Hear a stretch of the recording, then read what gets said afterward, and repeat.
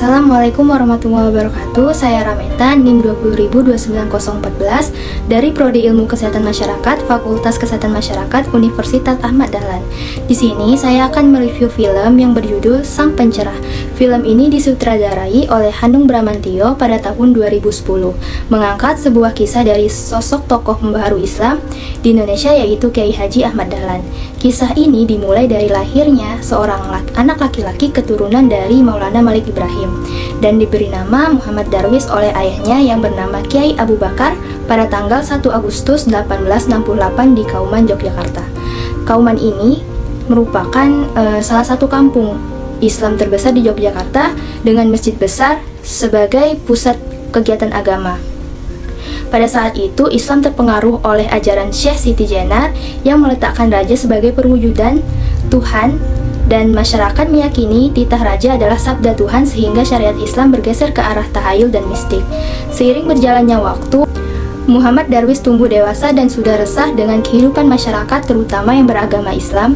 Dimulai dari kisah Muhammad Darwis saat usia 15 tahun, yang mengambil sesajen yang diletakkan warga di tempat sesembahan. Beliau juga tidak mengikuti aturan yang ditentukan di Masjid Gede, yang menurut beliau itu tidak benar. Kiai Haji Ahmad Dahlan melakukan ibadah haji pada tahun 1883, di mana ketika beliau sampai di Mekah dan menghadap ke Ka'bah, beliau memantapkan keyakinan untuk memperdalam agama Islam. Dan pada saat inilah nama kecil beliau, yaitu Muhammad Darwis, diganti menjadi Kiai Haji Ahmad Dahlan. Pada usia 20 tahun, Ahmad Dahlan menikah dengan Siti Walidah, wanita yang sudah dikenalnya sejak lama, yang berusia 19 tahun. Ketika ayahnya sudah semakin tua, Ahmad Dahlan diamanati untuk meneruskan tugas syiar ayahnya. Pada bulan Sya'ban 1896, ayah Ahmad Dahlan wafat, dan setelah itu Ahmad Dahlan ditetapkan sebagai Kiai Khotib Masjid Besar Keraton Yogyakarta.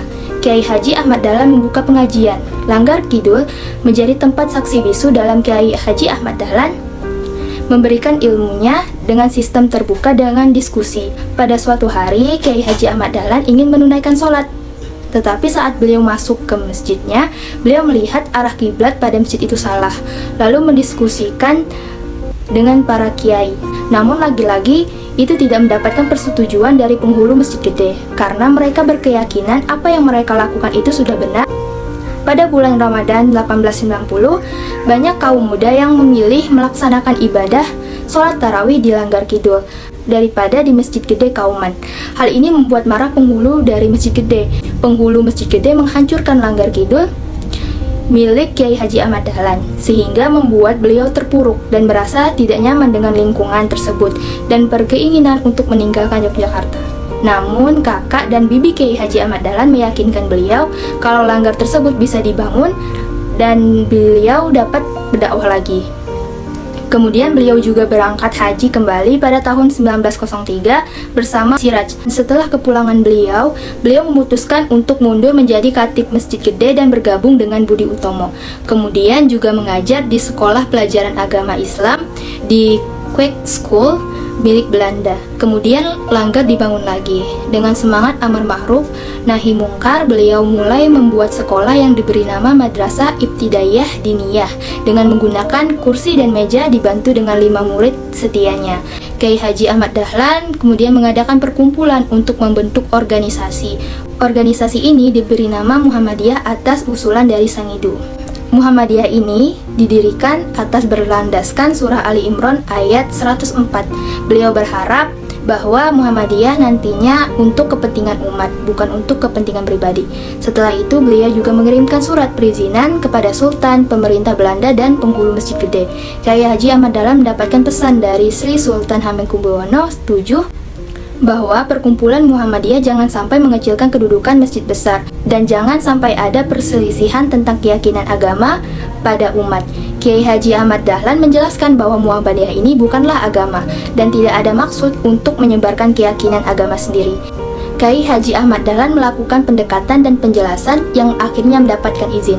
Pada tanggal 12 November 1912 di Pendopo Tablik Kauman ditetapkan sebagai hari lahir Muhammadiyah dengan mengharapkan petunjuk jalan yang lurus dan terhindar dari jalan yang sesat. Perkumpulan Muhammadiyah memiliki kewajiban untuk melindungi dan menegakkan kewibawaan agama. dengan pasrah dan kebenaran yang ada di tangan Allah Subhanahu wa Ta'ala, dan manusia hanya dapat berikhtiar untuk terus belajar menjadi yang terbaik di mata Allah Subhanahu wa Ta'ala. Pesan moral yang dapat diambil dari film Sang Pencerah ini, yang pertama, jangan merasa bersalah ketika kita melakukan sesuatu yang berbeda, karena sesuatu yang berbeda itu belum tentu salah. Yang kedua, jangan takut untuk melakukan perubahan demi kebaikan, karena Allah selalu bersama orang-orang yang berada di jalannya. Dan yang terakhir, ajaklah orang ke jalan yang benar dengan cara yang baik, jangan memaksa apalagi mendendam.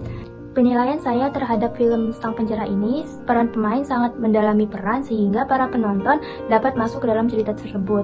Kemudian dari segi kualitas videonya sangat menggambarkan keadaan pada masa yang dahulu. Demikian review dari saya, terlebih terkurang mohon dimaafkan. Wabillahi taufiq wal hidayah. Wassalamualaikum warahmatullahi wabarakatuh.